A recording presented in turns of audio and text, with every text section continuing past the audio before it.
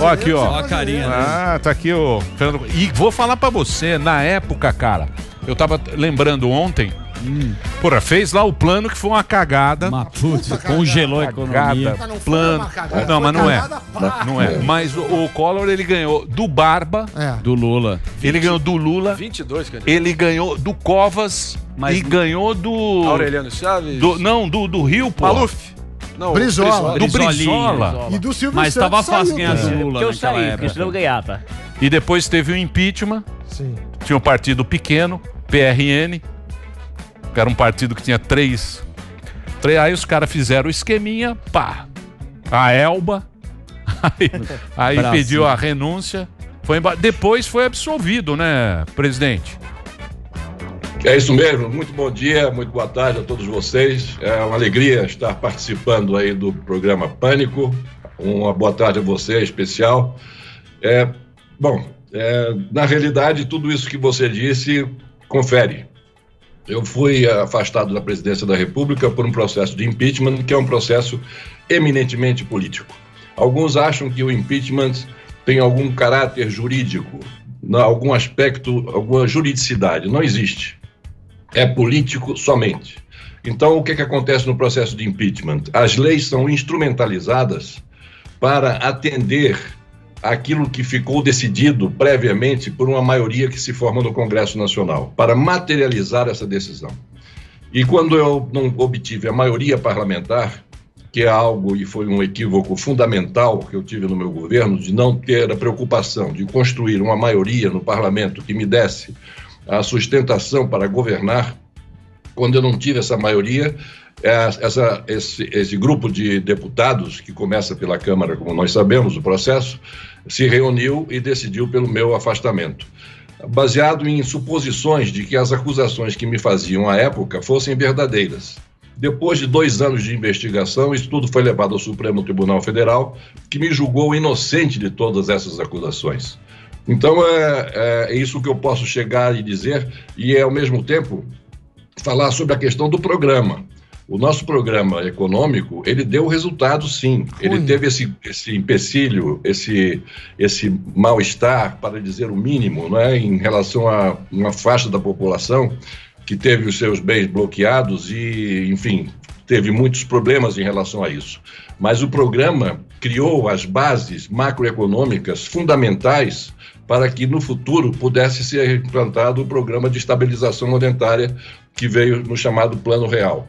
Sem as medidas que nós adotamos no começo do nosso governo, em 1990, isso não teria sido possível. Ao mesmo tempo, nós assumimos o governo com uma inflação de 80% ao mês. Fica até difícil para aqueles que viveram naquele momento, hoje ainda, pensando e lembrando aqueles momentos, aqueles instantes, realizar o que significa uma inflação de 80% ao mês, sobretudo à geração mais jovem. É impensável uma inflação como essa nos dias de hoje, né? Como ela podia fazer a penalização, sobretudo, das camadas mais vulneráveis, menos aquinhoadas, sobretudo os assalariados e os trabalhadores que não tinham como se defender daquela inflação, porque não conheciam nem os mecanismos, nem dispunham de recursos suficientes para aplicar no mercado de capitais, como faziam aqueles que tinham algum recurso, para poder se defender dessa inflação. Não, mas Isso é traumático, né, Collor? Desculpa, eu era muito moleque, eu tava até falando com o Emílio. Por que você congelou? O Emílio me explicou um pouco. Zélia. A Zélia teve aquele plano. Teve muita gente, do dia pra noite, o cara não podia tirar o dinheiro do banco. Isso daí, tem muita gente que quebrou, e nem pra falar, né? Tocar nesse assunto que nem chegar nos detalhes finais, mas eu queria que você falasse. Por que foi essa estratégia, a sua ida zero de congelar? Bom, em primeiro lugar, eu queria dizer a vocês o seguinte: é muito boa essa pergunta, porque dá para explicar e se fazer entender. Esse plano não estava somente na minha cabeça. Esse plano estava na cabeça de todas as equipes econômicas que coordenavam o programa econômico dos principais candidatos à presidência da República. O maior exemplo disso é que na semana em que nós implementamos o programa econômico, o Aloysio Mercadante, que era o chefe da equipe econômica do então candidato Lula, visitou a ministra Zélia no ministério e disse a ela: Zélia, esse era o programa dos nossos sonhos. nossos do PT e da equipe econômica que assessorava o Lula. Só que há uma diferença. Se fôssemos nós a implementar esse programa, no dia seguinte nós estaríamos fora do governo. Então, em todo o espectro ideológico, havia esse consenso econômico de que, para nós vencermos a inflação de 80% ao mês, nós teríamos que passar, ao mês, nós teríamos que passar, em primeiro lugar, por um congelamento de preços. Acontece que, se nós congelássemos os preços e não bloqueássemos os ativos, ativos significando o dinheiro em circulação na economia, se nós não bloqueássemos esses ativos, e o montante de dinheiro era enorme, porque a cada 10 pontos de inflação, a Casa da Moeda tinha que girar a roda e imprimir dinheiro para que não faltasse recursos nas transações correntes da economia. Se nós não fizéssemos esse bloqueio, esses recursos viriam todos para o consumo, aproveitando o congelamento de preços.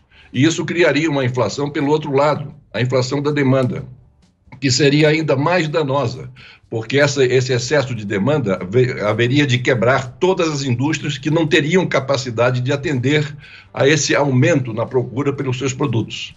Então nós tínhamos aqui, e não foi somente... Eu queria dizer também o seguinte, que o pessoal fala muito da poupança. A poupança foi muito além da poupança.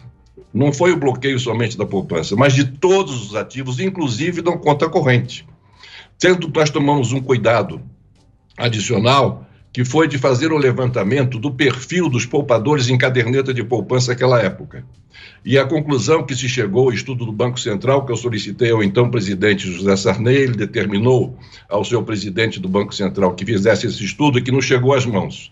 70% dos depositantes em caderneta de poupança à época tinham depositados de 50 mil cruzados novos, a moeda da época, a menos. Então, somente 30%, no que diz respeito especificamente à caderneta de poupança, somente 30% dos depositantes é que foram, de alguma forma, atingidos pelo bloqueio. Embora todos esses recursos bloqueados tenham sido devolvidos em 18 parcelas mensais, a última delas tendo sido paga em agosto de 1992. Mas tem processo até agora.